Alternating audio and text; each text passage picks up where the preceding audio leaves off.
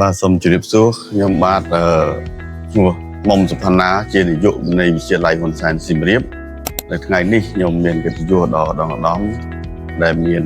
បាទខាងសាកលវិទ្យាល័យឧត្តមដែលជាសាកលវិទ្យាការនៃសាកលវិទ្យាល័យអន្តរជាតិដែលបានមកចុះកិច្ចព្រមព្រៀងអនុស្សាវនៈជាមួយនឹងវិទ្យាល័យហ៊ុនសែនសៀមរាបរបស់ខ្ញុំបាទជា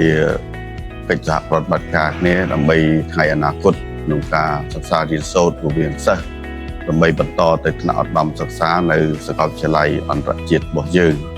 ហើយជាឱកាសមួយដើម្បីឲ្យសិស្សានុសិស្សរបស់យើងគាត់ឈានទៅដល់ថ្នាក់ឧត្តមសិក្សានេះដើម្បីរើសជំនាញដើម្បីបន្តការសិក្សារបស់គាត់អញ្ចឹងជាអត្ថប្រយោជន៍ដល់សិស្សរបស់យើងខ្ញុំដែលនៅវិទ្យាល័យហ៊ុនសែនសៀមរាបនោះគាត់មានលទ្ធភាព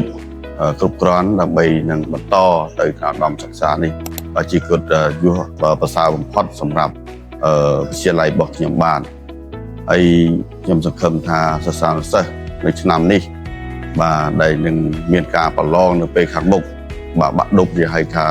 ប្រឡងសញ្ញាបត្រមធ្យមសិក្សាទុតិយភូមិនៅពេលខាងមុខ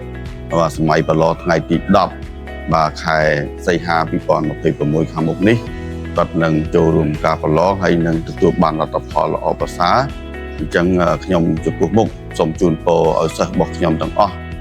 ដែលជាសិស្សដែលជាបេក្ខជនប្រឡងនៅក្នុងឆ្នាំសិក្សាថ្មីនេះសូមឲ្យគាត់បានប្រឡងជាប់ទាំងអស់គ្នាដើម្បីបន្តការងារសិក្សារៀនសូត្រនៅថ្នាក់ឧត្តមសិក្សាបាទសូមគោរពអរគុណច្រើនបាទ